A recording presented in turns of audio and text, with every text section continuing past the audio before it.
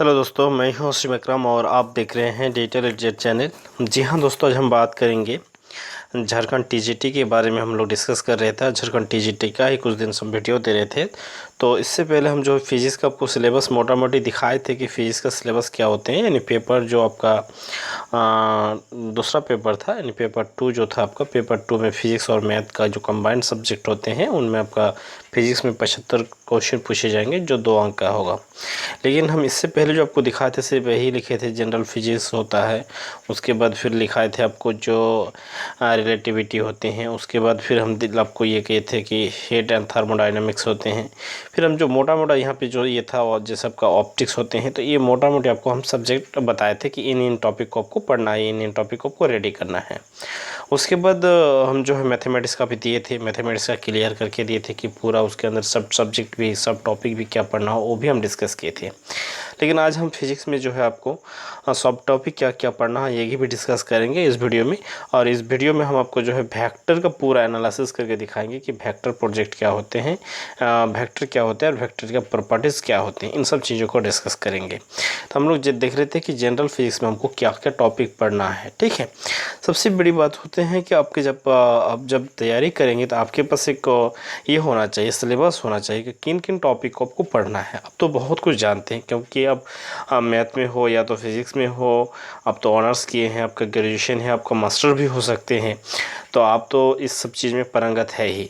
लेकिन आपको कौन कौन टॉपिक अभी फ़िलहाल रिमाइंडर करना है, क्योंकि हम लोग जब पढ़ते हैं तो उस समय स्टूडेंट हिसाब से पढ़ते थे, लेकिन अब हम जब एग्ज़ाम देंगे टीजीटी तो हमको अभी टीचर के हिसाब से पढ़ना होगा, यानी थोड़ा सा डीपली पढ़ना होगा। तो कौन कौन टॉपिक को जो हम फिर रिमाइंडर करें, नोट्स निकालें या देखें या किताब खोलें, तो उन टॉपिक को जानना बेहद ज़रूरी हो जाते हैं। तो इसलिए हम देखेंगे कि हमको देखना है अभी vector and properties of vector, ये दो टॉपिक यहाँ से पढ़ना है वेक्टर से रिलेटेड। उसके बाद आपको पढ़ना पड़ेगा रिलेटिव वेलोसिटी पढ़ना पड़ेगा, प्रोजेक्टिल भी पढ़ना पड़ेगा। प्रोजेक्टिल हम हालांकि आपको पढ़ा दिए हैं, प्रोजेक्टिल का कंप्लीट वीडियो हम बना दिए हैं, अब इसको वीडियो को डिस्क्रिप्शन में उसको लिंक दे देंगे, जिसको हम लोग प्रत्यक्ष बोलते हैं। ठीक है, तो उसमें फार्मूला भी हम निकाल के दिए हैं, सारा कुछ निकाल के दिए हैं, उस वीडियो को आप जाकर देख लीजिएगा। यूनिफॉर्म जो है uniform circular motion, work, energy and power, इन सब टॉपिक को यहाँ पे पढ़ना पड़ेगा। उसके बाद आपको ग्रेविटेशन पढ़ना पड़ेगा, स्कोप पढ़ना पड़ेगा, वेलोसिटी पढ़ना पड़ेगा, Kepler's law of planetary motion, elementary idea of surface tension भी आपको पढ़ना पड़ेगा, एंगल ऑफ कांटेक्ट भी पढ़ना पड़ेगा, डिस्कोसिटी, एलिमेंट्री आइडियल्स, ये सब पढ़ना पड़ेगा आपको जनरल जो फिजिक्स है, जनरल फिजिक्स में। अब रिलेटिविटी में आपको क्या क्या पढ़ना पड़ेगा? रिलेटिविटी में पढ़ना पड़ेगा special theory of relativity and Lorentz जो फार्मूला होते हैं वो, ट्रांसफॉर्मेशन, लेंथ, उसके बाद contraction and time, dilation velocity and dependence of mass energy and equivalence, इन सब चीज़ों के बारे में आपको पढ़ना पड़ेगा 2 नंबर में रिलेटिविटी में। हीट एंड डायनेमिक्स जो है, हीट एंड थर्मोडाइनमिक्स जो चाहिए है आपका, इसमें क्या क्या आपको पढ़ना पड़ेगा? तो इसमें आपको पढ़ना पड़ेगा काइनेटिक, ठीक है, kinetic theory of gas, zeroth law of thermodynamics, first law of thermodynamics, isothermal and adiabatic process, ठीक है, रिवर्सिबल एंड इनरिवर्सिबल प्रोसेस। उसके बाद second law of thermodynamics, can not be engine and its efficiency. तो इन subject को आपको पढ़ना पड़ेगा। सिर्फ इस सब्जेक्ट को आप नोट डाउन करके रख सकते हैं, नोट डाउन करके लिख लेंगे, और लिखने के बाद जो है एक एक तरफ से एक दिन कोई एक टॉपिक देखे, फिर दूसरा दिन दूसरा टॉपिक देखे, फिर तीसरा दिन तीसरा टॉपिक देखे, इस तरह करके आपको तैयारी करना होगा। हालांकि हम टॉपिक वाइज जो है आपको वीडियो देते जाएंगे। तो हम लोग अब देखते हैं कि 3rd नंबर में यहाँ पे जो है ऑप्टिक्स में हमको क्या क्या पढ़ना पड़ेगा। ऑप्टिक्स में हमको सिंपल एंड कंपाउंड माइक्रोस्कोप पढ़ना पड़ेगा, ठीक है। उसके बाद हाइगेंस प्रिंसिपल पढ़ना पड़ेगा, इंटरफेरेंस पढ़ना पड़ेगा ऑफ लाइट, एलिमेंट्री आइडियल्स में से पढ़ना पड़ेगा, ठीक है। इलेक्ट्रोस्टैटिक्स जो है, इलेक्ट्रोस्टैटिक एक मैग्नेटिज्म जो है, इसमें हमको क्या क्या पढ़ना पड़ेगा? गॉस थ्योरम पढ़ना पड़ेगा एंड एप्लीकेशन इलेक्ट्रिक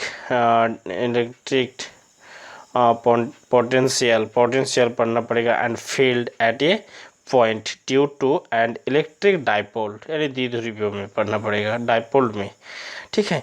उसके बाद आपको पढ़ना पड़ेगा capacitor and combination of capacitor, series में भी और पैरेलल में भी, दोनों तरह से पढ़ना पड़ेगा। कैपेसिटर को कैसे हम लोग संयोग करते हैं, ठीक है, दो कैपेसिटर को कॉम्बिनेशन कैसे करते हैं सीरीज में और इसका पैरेलल में, जैसा हम लोग प्रतिरोध का करते हैं उसी तरह, ठीक है। उसके बाद मैग्नेटिक है, आज सीरीज है, क्लासिफिकेशन ऑफ मैग्नेटिक है, एंड मटेरियल्स है, ठीक है। तो इन सब चीज़ों के बारे में आपको इसमें पढ़ना पड़ेगा। करंट इलेक्ट्रिसिटी में क्या पढ़ना पड़ेगा, किरचॉफ लॉ पढ़ना पड़ेगा, Kirchhoff law and its application, उनको जो है एप्लीकेशन करना पड़ेगा to a Wheatstone bridge, Wheatstone सेतु जिसको भी बोलते हैं हम लोग, ह्यूस्टन सेतु या ह्यूस्टन ब्रिज भी बोला जाता है। किरचॉफ लॉ के एप्लीकेशन में वो काम होता है। किरचॉफ लॉ अगर नहीं जानेंगे तो आपका ह्यूस्टन सेतु भी नहीं हो पाएगा। Heating effect and current, Biot Savart जो है law, Faraday law, electromagnetic induction, Lorentz law, इन सब चीज़ों के बारे में आपको पढ़ना पड़ेगा। नेक्स्ट हम लोग देखते हैं atomic and nuclear physics. Atomic and nuclear physics में हमको क्या क्या पढ़ना है, इसको हम देख लेते हैं। Structure of an atoms, Bohr theorems and hydrogen atoms हैं, हाइगेंस और अनसर्टेनिटी प्रिंसिपल, हाँ, ये सब देखना पड़ेगा कि इन टॉपिक को हमको पढ़ना है। उसके बाद इलेक्ट्रॉनिक्स जिसको हम लोग बोलते हैं इलेक्ट्रॉनिक, हाँ, intercity and intrinsic and semiconductor and P N junction diode भी पढ़ना पड़ेगा, zeros diode, half wave and full wave, रिफ्लेक्सर पढ़ना पड़ेगा, ट्रांजिटर पढ़ना पड़ेगा, PNP and NP and it's, तो इस सब चीज़ों के बारे में आपको पढ़ना पड़ेगा, ठीक है। इन सब चीज़ों को देख लीजिए, इन चीज़ों के बारे में पढ़ना पड़ेगा।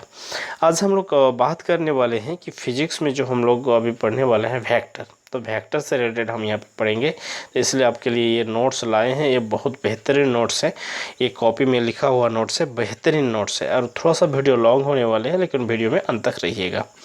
यहाँ पे हम लोग देख लेते हैं कि भौतिक राशि, सबसे पहले हम लोग जानेंगे कि भौतिक राशि क्या होते हैं, ठीक है। जब तक हम लोग भौतिक राशि को नहीं जानेंगे तब तक काम नहीं होगा, तो भौतिक राशि को जान लेते हैं। तो वे राशि जिन्हें नापा या तोला जा सके उससे हम भौतिक राशि कहते हैं। ऐसे हम लोग भौतिक राशि को अगर समझे तो हम लोग ऐसे बोलते हैं, कोई भी चीज़ जिसमें आपका क्वांटिटी और उसका जो है मात्रा कहते हैं, उनको ही हम भौतिक राशि बोलते हैं। जैसे 2 केजी आम, तो 2 बोले और केजी बोले, तो 2 मेरा यहाँ पे क्या हो गया, क्वांटिटी हो गया, और केजी क्या होगा, उसका यूनिट हो गया, ठीक है। कोई भी चीज़ है, जैसे 2 मीटर हम चले, यानी 2 मीटर हम चले, तो 2 मीटर में हम जैसे बोलेंगे 2 मीटर, तो 2 मेरा क्या हो गया, क्वांटिटी होगा, मीटर मेरा मात्रा होगा, तो ये मेरा भौतिक राशि है। तो बहुत सारे भौतिक राशि हैं जिनमें आपको कोई डायरेक्शन की ज़रूरत नहीं है, लेकिन बहुत सारे ऐसे राशि होते हैं जिनको डायरेक्शन की ज़रूरत होती है। तो उसके हिसाब से हम लोग जो है अभी राशि को हम लोग 2 भाग में बांटते हैं, अदिश राशि और सदिश राशि। हालांकि यहाँ पे हम लोग लिखे हैं कि भौतिक राशि को पूर्णतः व्यक्त करने वाले गुणों के आधार पर अगर हम जाएंगे तो 3 वर्गों में बांटा जाता है। हालांकि यहाँ पे हम लोग 2 ही डिस्कस अभी करने वाले हैं, आगे चलकर फिर वो दिखा जाएगा। तो सबसे पहले यहाँ पे हम जानेंगे कि अदिश राशि किससे कहते हैं। अदिश को हम लोग अंग्रेजी में स्केलर क्वांटिटीज़ बोलते हैं, ठीक है। हालांकि ज़्यादातर जब हम लोग आगे चलेंगे तो इस इंग्लिश को ही इस्तेमाल करते हैं, या तो एग्ज़ाम में भी बहुत सारे क्वेश्चन ऐसे होते हैं, या अब यूट्यूब में किसी का भी सर्च करेंगे तो अक्सर जो है इंग्लिश शब्दों का ही ज़्यादातर इस्तेमाल होते हैं। लेकिन समझाने के लिए, समझने के लिए, अगर हिंदी लैंग्वेज जो स्टूडेंट है, हिंदी भाषी जो है, उनके लिए ये डेफिनेशन काफ़ी ज़रूरी हो जाते हैं। तो इन हिसाब से हम इसको डेफिनेशन को दे रहे हैं। तो हम लोग देख लेते हैं, वे राशि जिन्हें व्यक्त करने हेतु, इन्हें व्यक्त करने के लिए बोल सकते हैं केवल परिमाण की आवश्यकता हो, अदिश राशि कहलाते हैं। ऐसे राशि जिनको व्यक्त करने के लिए सिर्फ परिमाण की, यानी जो हम बोले कि क्वांटिटी ही सिर्फ उसका अगर दिखाना पड़े, जिसको हम लोग मैग्नीट्यूड भी बोल सकते हैं, वो दिखाना पड़े, और उसका कोई अगर यूनिट तो होगा ही लेकिन उसका कोई डायरेक्शन नहीं होते हैं, तो उनको हम क्या बोलेंगे, अदिश राशि बोलेंगे। जैसे दूरी, चाल, समय, द्रव्यमान, कार्य, ऊर्जा आदि, इन सब क्या है, अदिश राशि है। सदिश राशि किसको बोलेंगे, जिसको हम लोग वेक्टर क्वांटिटीज़ बोलते हैं, वेक्टर क्वांटिटीज़, ठीक है। वे राशि जिन्हें दर्शाने हेतु परिमाण व दिशा दोनों की आवश्यकता होती हैं उसे सदिश राशि कहलाते हैं। दोनों की आवश्यकता होंगे उसे हम लोग सदिश राशि बोलेंगे। उदाहरण के लिए विस्थापन, वेग, त्वरण, बल, संवेग आदि, ये सब क्या है आपका सदिश राशि है। अब सदिश राशि को भी हम लोग दो प्रकार के तोड़ते हैं, दो प्रकार से तोड़ा जाता है। जैसे एक नंबर है ध्रुवीय यानी पोलर वेक्टर जिसको कहते हैं, वे राशि जिनकी दिशा एक सरल रेखा में हो उससे हम ध्रुवीय राशि कहलाते हैं। कोई ऐसा सदिश राशि है जिसका डायरेक्शन एक सरल रेखा में हो रहे हैं तो उससे हम क्या बोलेंगे, पोलर वेक्टर बोलेंगे, ठीक है, यानी ध्रुवीय। जैसे उसका अगर हम देखते हैं उदाहरण के लिए तो रैखिक विस्थापन हो गया, रैखिक वेग हो गया, रैखिक संवेग हो गया, रेखीय बल हो गया, इन सब क्या है पोलर आपका वेक्टर है। अक्षीय सदिश किसको बोलेंगे, अक्षीय, एक्चुअल वेक्टर जिसको हम लोग अंग्रेजी में बोलते हैं, वे राशि जिनकी दिशा घूर्णन अक्ष के अनुदिश रहे अक्षीय सदिश कहलाते हैं। जैसे केंद्रीय विस्थापन, उसके बाद यहाँ पे आप बोल सकते हैं केंद्रीय बल, बल आघूर्ण, ये सब क्या है आपका एक्चुअली ये है, ठीक है। अब यहाँ पे सदिश वेक्टर भी एक चीज़ है कि किसी भौतिक राशि का दिशा सहित परिमाण सदिश कहलाता है। किसी का अगर दिशा और परिमाण दोनों रहता है तो उसे हम लोग सदिश कहलाते हैं। अब सदिश को हम लोग निरूपण कैसे करेंगे, ठीक है, इस चीज़ को हम लोग को समझ में आ रहा है कि सदिश का हम लोग अब निरूपण कैसे करेंगे। सदिश का निरूपण यानी रिप्रेजेंटेशन ऑफ द वेक्टर, किसी भौतिक राशि के संकेत के ऊपर तीर का निशान लगाकर सदिश का निरूपण किया जाता है। कोई भी एक राशि होंगे, जो भी भौतिक राशि होंगे उसके ऊपर हम लोग तीर का ऐसे करके निशान लगा देते हैं तो इन निशान को ही हम लोग वेक्टर के नाम से जानते हैं। तो इसका दो चीज़ होता है, एक होता है यहाँ पे टेल और एक होता है ये हेड यानी पूंछ, ये आपका सिर, ये दो चीज़ होते हैं, ठीक है। जैसे मान के चले सदिश चाल है, कहीं पे चाल है तो चाल को हम लोग अगर ऐसे सूचित करेंगे तो ये आपका सदिश हो जाएगा। सदिश वेग, तो वेग को भी से ओ और ए के बीच का विस्थापन, तो ओ और ये लिख के उसके ऊपर वेक्टर लगा देंगे यानी तीर का सिंबल लगा देंगे तो इसे, ठीक है। यहाँ पे सारा कुछ दिखा दिया गया है। अक्ष को भी बताया गया है कि सदिश त्वरण क्या है, सदिश विस्थापन क्या है, सदिश वेग क्या है, सदिश सारा चीज़ दिया गया है। इनको ऐसे ऐसे हम लोग दिखा सकते हैं, आपका निरूपण करने वाला यानी रिप्रेजेंटेशन। अब सदिश के प्रकार, सदिश कितने प्रकार के होते हैं, हालांकि हम लोग अभी पेज नंबर 14 में हैं। अगर देखा जाए तो ये वीडियो आपको लंबा होने वाला है, थोड़ा सा आप इन तक रहेंगे, 19 पेज तक जाएगा ये, ठीक है। तो इसलिए हम आपको अभी से बोल रहे हैं कि ये वीडियो जो है बहुत लंबा होने वाले हैं। सदिश के प्रकार हम फटाफट इसको कोशिश करेंगे कि आपको दे दें। एक होता है समान या तुल्य सदिश जिसको बोलते हैं, परिमाण और दिशा दोनों ही समान हो तो ये समान सदिश या तुल्य सदिश कहते हैं। अगर परिमाण भी, जैसे यहाँ से 0 से ए तक ये परिमाण है और 0 से बी तक ये भी परिमाण है, अब दोनों सेम परिमाण है, सेम डायरेक्शन में जा रहे हैं यानी दोनों को दिशा भी समान है, यानी एक ही तरफ दिशा है, दोनों का जो है मैग्नीट्यूड जिसको हम बोलते हैं परिणाम ये भी समान है, तो इसलिए इसको हम लोग समतुल्य या समान सदिश कहते हैं। यहाँ पे ओ ए वेक्टर बराबर ओ बी बताया गया है या ओ डैश बी बताया जा सकता है, ठीक है। असमान सदिश किसको बोलेंगे, परिमाण भिन्न हो, दिशा भिन्न हो या परिमाण भिन्न व दिशा दोनों भिन्न हो तो असमान सदिश कहलाता है। इसका अर्थ हो रहा है कि अगर परिमाण भी अगर अलग हो जाए और दिशा अगर सेम रहे, परिमाण अगर अलग हो जाए, दिशा सेम रहे तो भी हम लोग अदिश राशि बोलेंगे इसको, ना असमान राशि बोलेंगे। अगर ये हो सकता है कि मान के चलिए उसका अगर परिमाण समान है तो डायरेक्शन अगर अलग अलग हो जाए तो ये भी आपको है और हम लोग असमान राशि असमान सदिश कहते हैं। ये दोनों भी हो सकते हैं कि आपका जो है इसका परिणाम भी अलग अलग है, डायरेक्शन भी अलग अलग है, तो ये भी हो सकते हैं। तो इनको हम लोग ऐसे दिखा सकते हैं, यहाँ पे ऐसे करके लिखा भी गया है, ठीक है। इन सब चीज़ों को देख लीजिएगा, ये आपको काफ़ी हेल्पफुल होगा। और ख़ास करके हम यही बताएंगे कि स्टूडेंट के लिए, इंटरमीडिएट का अगर कोई स्टूडेंट देख रहे हैं उनके इन वीडियो को, तो उनके लिए और ये महत्वपूर्ण हो जाते हैं कि आप जो है इस नोट्स को लिख सकते हैं, इसको प्ले पॉज करके आराम से इसको लिख सकते हैं, ठीक है। अब यहाँ पर देखेंगे कि विपरीत सदिश क्या है। विपरीत सदिश को हम लोग ऋणात्मक सदिश भी बोलते हैं। विपरीत दिशा वाले सदिश विपरीत सदिश कहलाते हैं। यदि विपरीत दिशा में गया, कोई एक डायरेक्शन इधर गया, कोई डायरेक्शन इधर गया, ठीक है, तो ये दोनों एक दूसरे से विपरीत हो गया, तो इसी को हम लोग ऋणात्मक सदिश बोलते हैं। तो यहाँ पे ओ ए को दिखाया गया इधर वाला करके और माइनस ओ बी या ओ डैश बी को दिखाया गया इधर करके, ठीक है। दोनों तो और दिखाना संभव नहीं है तो उसको ओ डैश बी किया गया है। तो धनात्मक जो है एक्स अक्ष और वह जो है या ऋणात्मक एक्स अक्ष, यानी एक जगह आपका वाई अक्ष में एक्स अक्ष में दोनों गया, लेकिन एक धनात्मक में गया एक ऋणात्मक में गया। एकांक सदिश किसको बोलते हैं? एकांक सदिश। एकांक सदिश का अर्थ होता है एकांक परिमाण वाले सदिश एकांक सदिश कहलाते हैं। यानी एकांक सदिश बराबर सदिश बाय सदिश का परिणाम। यानी कोई अगर सदिश है उसका जो परिणाम आते हैं उनसे अगर भाग दे देंगे तो जो मिलेगा उसी को हम लोग क्या बोलते हैं? एकांक सदिश बोलते हैं। जैसे यहाँ पे मान के चलिए कि ए एक सदिश है, ए के ऊपर जो है तीर का निशान लगाया गया है और इसका एकांक सदिश जो है ए कैप होगा। कैसे? यानी ए कैप बराबर वेक्टर ऑफ ए बाई ए, या तो हम इसको वेक्टर ऑफ ए बोल के मॉड ऑफ ए भी कर सकते हैं, इसको मॉड पढ़ा जाता है। दो लकीर अगर ऐसे करके दे देगा तो इसको हम लोग मॉड भी पढ़ते हैं। और अगला फिर देखते हैं हम लोग। अब यहाँ पे एक एग्जाम्पल भी अगर देखा जाए तो यहाँ पे एग्जाम्पल भी आप देख सकते हैं। ठीक है, उदाहरण के लिए 3 किलोमीटर प्रति घंटा उत्तर का एकांक सदिश होगा। यानी 3 किलोमीटर प्रति घंटा उत्तर की ओर जा रहे हैं। ठीक है, तो उत्तर मतलब ये आपका डायरेक्शन हो गया, ये तो ये आपका सदिश बन जाएगा, तो एकांक सदिश हो गया, तो सदिश हो गया और इनका जो है परिणाम दे देंगे। तो यहाँ पे सदिश जो है 3 किलोमीटर प्रति घंटा नॉर्थ, और इसका परिणाम जो है 3 किलोमीटर प्रति घंटा है, तो यहाँ पे कट कट के क्या हो जाएगा? नॉर्थ हो जाएगा। तो नॉर्थ जो हुआ ये एकांक सदिश हो गया। ठीक है, अब इसको हम लोग विशेष कैसे हमको इसको दिखा सकते हैं? निर्देशीय अक्ष की एक्स अक्ष एक्स वाई जेड अनुदिश एकांक सदिश। यानी एक्स अक्ष के अनुदिश कैसे दिखाएंगे, वाई अक्ष के अनुदिश कैसे दिखाएंगे, जेड अक्ष के अनुदिश कैसे दिखाएंगे? तो एक कोऑर्डिनेट यहाँ पे लिया गया है।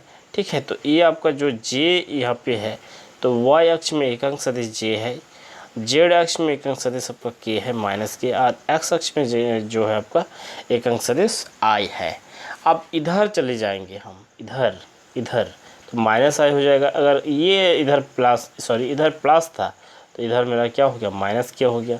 अब इधर मेरा प्लस है। ठीक है, तो इसको हम लोग पहले देख लेते हैं कि हम लोग एक्स अक्ष को ऐसे जाते हैं, वाई अक्ष को ऐसे जाते हैं, जेड अक्ष को ऐसे जाते हैं। तो यहाँ से यहाँ प्लस होगा तो यहाँ से यहाँ माइनस हो जाएगा, क्योंकि इधर प्लस था यहाँ पे। तो ये चीज़ यहाँ पे है, इन चीज़ों को आप देख सकते हैं। ठीक है, यहाँ पे ये वाला प्लस आई है, ये तो माइनस आई होगा, ये आपका प्लस के हो जाएगा तो ये आपको माइनस की, ये आपका प्लस आई हो जाएगा तो ये आपका माइनस आई हो जाएगा। तो ये आपका जो है इसमें दिखाया गया है। प्रश्न, निर्देश तंत्रों में बिंदु ए 3 और 4 हो तो ओ ए ज्ञात कीजिए। 3 और 4 है यहाँ पे, तो हमको ओ ए ज्ञात करना है। ठीक है, तो ओ ए को हम कैसे ज्ञात करेंगे? तो यहाँ पे देख लेते हैं कि एक्स का जो वैल्यू है पहले वाला 3, तो यहाँ आप इसका मतलब हो रहा है कि मूल बिंदु से एक्स की ओर आपका 3 गया है, और यहाँ से आप फिर क्या गया है? वाई की ओर ये 4 गया है। तो ये वाला जो हिस्सा है मेरा, ये हिस्सा मेरा 3,4 है। तो हमको ये वाला आपको देखना है, डिस्प्लेसमेंट देखना है, तो ये हमको ये करना है। ठीक है, तो यहाँ से यहाँ तक जो गया ये 4 गया वाई अक्ष में, एक्स अक्ष में 3 गया। ठीक है, तो ये हमारा हो गया। अब हमको क्या करना है? ओपी मेरा 3 यूनिट है, 3 आई कैप यानी एक्स अक्ष में गए हैं, और ओ क्यू मेरा किस में गया है? वाई में। तो वाई को क्या कहते हैं हम लोग? जेड कैप से सूचित करते हैं, तो वाई हो गया मेरा जेड कैप। अब ये वो ये यानी ओ से लेकर ये हमको डायरेक्शन निकलना है कि इसका सदिश क्या होगा। इन सदिशों का जोड़ेंगे हम, तो यहाँ पे ओ पी वो ए बराबर ओ पी प्लस, यहाँ पे ओ पी प्लस ऐसे गया, पी ये हो गया। अब ओ पी का जो है ये था आपका यूनिट है इसका 4, तो ये हो गया आई कैप और प्लस जे कैप, ये आपका जोड़ हो गया। उसी तरह अब हम लोग देखेंगे शून्य सदिश क्या होते हैं। वह सदिश जिनका परिणाम शून्य हो शून्य सदिश कहलाते हैं। जैसे वो ये का 3 आई है और ओ बी माइनस 3 आई है। अब दोनों को अगर हम जोड़ेंगे तो दोनों को जोड़ने पर मेरा क्या हो जाएगा? 0 आई हो जाएगा। तो ये आपका 0 सदिश हो गया। ठीक है, अगर दो ऐसे राशि या ऐसे सदिश जो परिमाण एक समान हो लेकिन विपरीत दिशा में हो तो वहीं पर आपको 0 राशि हो जाएंगे, 0 सदिश हो जाएंगे। जैसे मान के चले कोई एक चीज़ यहाँ से 3 गया, इधर 3 किलोमीटर ही मान के चलते हैं, और फिर वहाँ से फिर इधर 3 किलोमीटर आ गया। तो यहाँ से जैसे 3 प्लस में हुआ, प्लस आई कैप गया, तो फिर इधर वाला आएगा तो फिर -3 आई कैप हो जाएगा। तो 3 और +3 और -3 कट के 0, इसी को हम लोग 0 सदिश बोलते हैं। संरेख सदिश किसको कहते हैं? संरेख वे सदिश जो एक रेखा में हो उसे संरेख सदिश कहते हैं। जैसे यहाँ पे ये एक ए भी है, बी भी है, सी भी है, तीनों एक ही रेखा पर है, तो तीनों मेरा क्या हो गया, संरेखी हो गया। ठीक है, एक ही रेखा के ऊपर अगर होता है सदिश तो उसको हम उस सदिश को क्या बोलेंगे, संरेखीय सदिश बोलेंगे। अगर एक दूसरे के अकॉर्डिंग उल्टा भी होते हैं, विपरीत भी होते हैं, तो भी हम उसको आपका जो है संरेखीय सदिश बोलेंगे, लेकिन विपरीत संरेखीय सदिश हो जाएगा। ठीक है, निर्देशांक पद्धति से इसको हम लोग देखिए कार्तीय निर्देशांक पद्धति देख लेते हैं। किसी वस्तु या तो बिंदु पर स्थित हो संपूर्ण जानकारी देने वाले निर्देश तंत्र कार्तीय निर्देशांक पद्धति कहलाती है। कार्तीय निर्देशांक पद्धति जो है आपका 3 परस्पर लंबवत अक्ष होते हैं, जिसमें एक्स वाई जेड कहलाते हैं। तीनों लंबवत होंगे एक्स वाई जेड। जहाँ तीनों अक्ष परस्पर मिलते हैं वहाँ मूल बिंदु कहलाते हैं। जैसे 0 ओ बराबर 0 0 द्वारा दर्शाया जाता है, तो उसी तरह ये सब चीज़ जो है आपको तीनों चीज़ को यहाँ पे बताया गया है। अब कार्तीय निर्देशांक पद्धति के प्रकार होते हैं, फिर एक बिंदु होते हैं, दो बिंदु होते हैं, त्रिबिंदु होते हैं। तो उसको जैसे जैसे होगा उसको जैसे एक बिंदु अगर हो गया तो उसको देशिक सदिश बोलते हैं, 2 बिंदु होगा समतलीय सदिश, और 3 बिंदु होता है तो आकाशीय सदिश भी कहा जाता है। तो इन सब चीज़ों से ऑब्जेक्टिव क्वेश्चन भी आपको जो है अराइज किया जा सकता है। अब नेक्स्ट हम लोग देखते हैं यहाँ पे एक बिंदु पद्धति क्या होती है। एक बिंदु, यहाँ पे एक बिंदु जैसे हम लोग बोले कार्तीय निर्देशांक पद्धति कई प्रकार के होते हैं, तो एक बिंदु पहला वाला हम लोग देखते हैं। ठीक है, तो पहला वाला अगर देखें तो वह कार्तीय निर्देशांक पद्धति जिसमें हमें किसी एक अक्ष की यानी एक अक्ष की अगर हम लोग ज़रूरत पड़ती है तो उससे हम एक बिंदु सदिश कहलाते हैं। सिर्फ एक ही अक्ष का ज़रूरत है। जैसे मान के चलिए कि कोई अगर आदमी जो है, हम आपको कैसे समझाएंगे, जैसे मान के चलिए कोई एक आदमी है जो रेखा एक सरल रेखा मैंने सड़क में वो दौड़ रहे हैं, तो उसके लिए हमको एक ही अक्ष चाहिए, एक ही अक्ष से ये काम मेरा बन जाएगा। तो ये मेरा एक ही सदिश हो गया। अब दो सदिश क्या हो गए, दो बिंदु सदिश हम लोग किसको बोलेंगे। जैसे हम इससे पहले प्रोजेक्शन वाला वीडियो बनाए थे, जैसे कोई भी वस्तु आप अगर मान के चलिए फेंकिएगा, ठीक है, और फेंकने के बाद अगर गुरुत्वाकर्षण के कारण वो अगर नीचे ऐसे आ जाते हैं तो यहाँ पे दो तरह की गति होते हैं। एक तो एक्स अक्ष में भी होते हैं, एक फिर वाई अक्ष में भी होते हैं। जैसे यहाँ पे हम देखें कि यहाँ पे इधर एक्स अक्ष में आ गया, यहाँ से शुरू हुआ था तो यहाँ से इस जगह बहुत करीब यहाँ से इतना दूर तक एक्स अक्ष में आ गया। अब यहाँ पे वाई का सिंबल था, यानी वाई अक्ष में इतना दूर। अब यहाँ पे देखें तो हम लोग वाई अक्ष में भी इतना दूर चला गया, यानी दोनों तरफ ये आगे बढ़ रहे हैं। तो इनको जो है दर्शाने के लिए हमको दो बिंदु चाहिए, कि आपका समतलीय बिंदु, इसको प्लेन भी हम लोग बोलते हैं। त्रिबिंदु अगर कोई स्थूल या स्थूल जैसे कोण जैसे हो जाते हैं तो उसमें 3 बिंदुओं की आवश्यकता पड़ते हैं। तो फिर आगे फिर हम एग्जाम्पल थ्रू आपको बताते जाएंगे। एक बिंदु सदिश, तो ये हम बता दिया आपको कि एक बिंदु सदिश किसको बोलते हैं, जिसमें एक अक्ष की माने कोई एक भी अक्ष का जरूरत पड़ते हैं तो उसे हम एक सदिश कहलाते हैं। जैसे इस दिशा में जाएंगे तो एक ही अक्ष का मेरा ज़रूरत पड़ा, तो मेरा ये पी अगर निर्देशांक दिखाएंगे, पी का अगर सदिश दिखाएंगे तो x 0 0। कोई भी वस्तु इधर लेके जाएंगे तो सिर्फ केवल मात्र हमको वाई एक्स की ज़रूरत पड़े तो वो वहाँ पे हो जाएगा। अगर जेड में जाएंगे तो जेड एक्स की ज़रूरत पड़े, यानी किसी एक अक्ष का ज़रूरत पड़ते हैं तो उसको एक अक्ष बोलेंगे। तब पी का स्थिति सदिश होगा। पी का स्थिति सदिश क्या होंगे, तो पी मतलब ओपी, ओपी ओपी आर दिखा दिए। स्थिति सदिश है इसका, ये जो आपका ये है उसमें एक्स आई दिखा दिए। इसी प्रकार आर बराबर आर, यानी इसका जो हमको रिएक्टेंट निकालना है वो आर बराबर वाई जे कैप या तो जेड के कैप हो जाएगा। उपरोक्त तीनों में से कोई एक अक्ष लेना है। ठीक है, तीनों में से कोई एक अक्ष ही लेना है, क्योंकि एक तलीय अगर सदिश होते हैं तो। द्विविमीय पद्धति, द्विविमीय पद्धति मतलब होता है दो, जिसमें हमको दो चीज़ की आवश्यकता होती है। जिससे अभी हम थोड़ा सा पहले आपको प्रोजेक्शन के बारे में बताए थे, वो आपका होते हैं।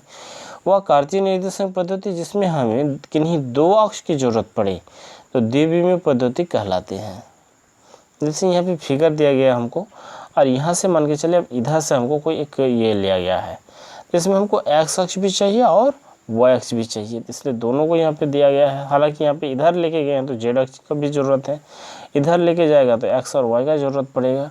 तो इस तरह से इन सभी चीज़ों को दिखाया गया है। इन सब चीज़ों को आप देख के नोट डाउन कर लेंगे, पढ़ लेंगे तो और बेहतर हो जाएगा।